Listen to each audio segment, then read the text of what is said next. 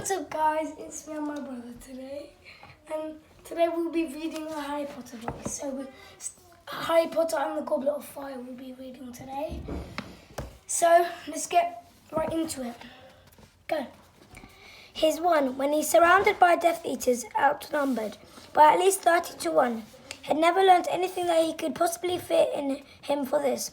He knew he was facing the thing against which Moody had always warned, the unblockable Avada Kedavra curse, and Voldemort was right. His mother was not there to die for him this time. He was quite unprotected.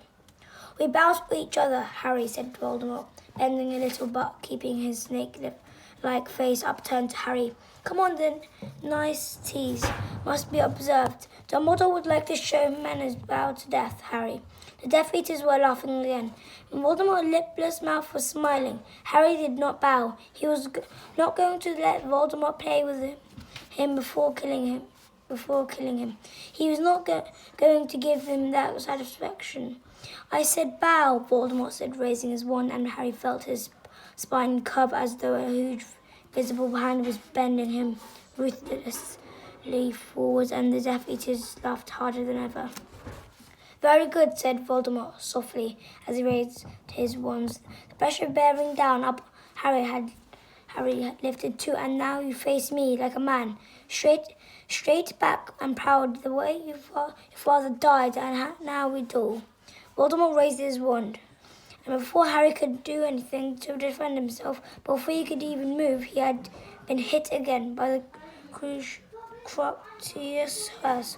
The pain was so intense that all-consuming that he no longer knew where he was. White-hot knives were piercing every inch of his skin. His head was surely going down to burst with pain. He was screaming more loudly than he'd ever screamed in his life. And then it stopped. Harry rolled over and scrambled to his feet. He was shaking as uncontrollably as Wormtail had done when his hand had been cut off. He staggered sideways into the hall, watching Death Eaters as they pushed him back towards Voldemort. Next page. Go. A little break, said Voldemort. The slit-like nostrils dilating with excitement. A little pause. That hurt, didn't it, Harry? You don't want me to do that again, do you? Harry didn't answer. He was going to die like Cedric. Those pitiless red eyes were telling him so. He was going to die, and there was nothing he could do about it. But he wasn't going to play along. He wasn't going to obey Voldemort. He wasn't going to beg, ask you whenever you want me to do that again, said Voldemort softly. Answer me, Imperio. And Harry left for the third time in his life.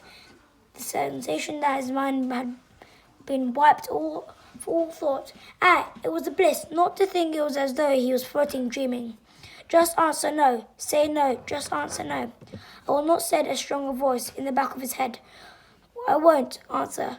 Just answer no. I won't do it. I won't say it. Just answer no. I won't. And these words burst from Harry's mouth. They echoed through the graveyard, and the dream state was filled as suddenly as though cold water had been thrown over him. Back rushed the aches that the Crucius curse had left all over his body. Back rushed the realization of where he was and what he was facing. You won't, said Voldemort quietly, and the Death Eaters were not laughing now. You won't say no, Harry. Obedience is a virtue. I need to teach you before you die. Perhaps another little dose of pain. That the reflexes born of his Quidditch training. He flung himself sideways onto the ground. He rolled behind the marble headstone of Voldemort's father, and he heard it crack as the curse missed him. We are not playing hide and seek, Harry, said Voldemort's soft, cold voice, drawing nearer as the Death Eaters laughed. You cannot hide from me. Does this mean you are tired of our duel? Does this mean that you would prefer me to finish it now, Harry? Come on, Harry. Come on out and play. Then it will be quick. It might even be painless. I would not know I've never died. Harry crouched behind the headstone and knew the end had come. There was no hope, no help to be had. and as he heard Voldemort draw nearer still, he knew one thing only, and it was beyond fear or the reason he was not going to die crouching.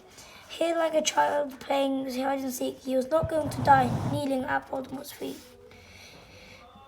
Trying to defend himself, even if no defense was possible. Before Voldemort could stick his snake-like face round the headstone, Harry had stood up. He gripped his wand tightly in his hand, thrust it out in front of him, and drew himself around the headstone, facing Voldemort.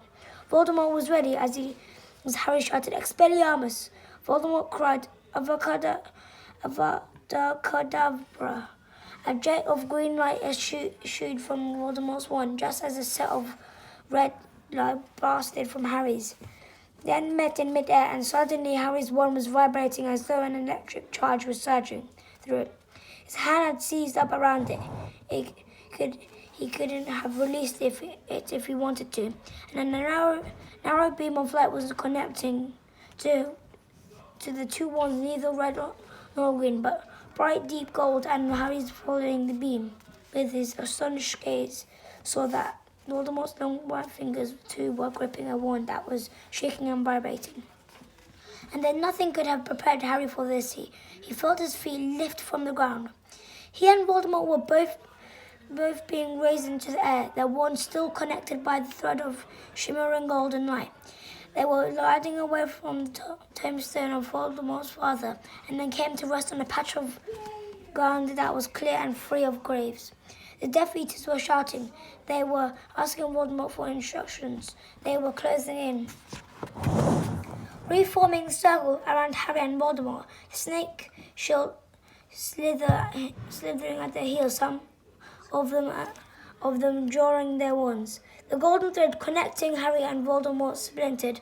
Through the wands remained connected 1,000 more offshoots arced high over Harry and Voldemort, crisscrossing all around them, until they were enclosed in a golden dome-shaped web, a cage of light beyond which the Death Eaters circled like jackals, their cries strangely muffled now. "Do nothing!" Voldemort shrieked to the Death Eaters, and Harry saw his red eyes wide with astonishment, and what was happening saw him fighting break thread of light still connecting his wand with Harry's. Harry held onto his wand more tightly with both hands, and the golden thread remained unbroken. "Do nothing else, I command you," Voldemort shouted to the Death Eaters, and then an unearthly and beautiful sound filled the air. It was coming from every thread of the light-spun web vibrating around Harry and Voldemort. It was a sound like Harry recognized though he had heard it only once before in his life. Phoenix song. It was a second of hope to Harry, the most beautiful and welcome thing he had ever heard in his life.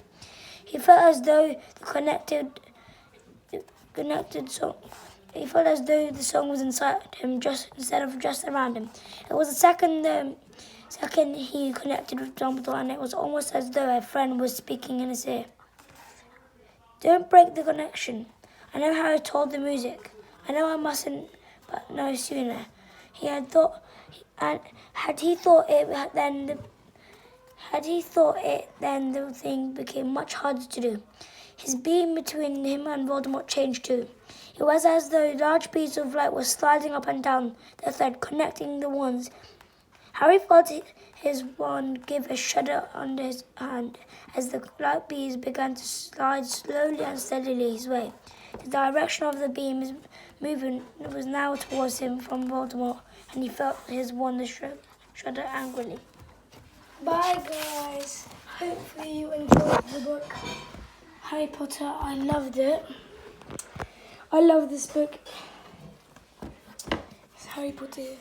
So bye. Don't forget to make sure to like and subscribe.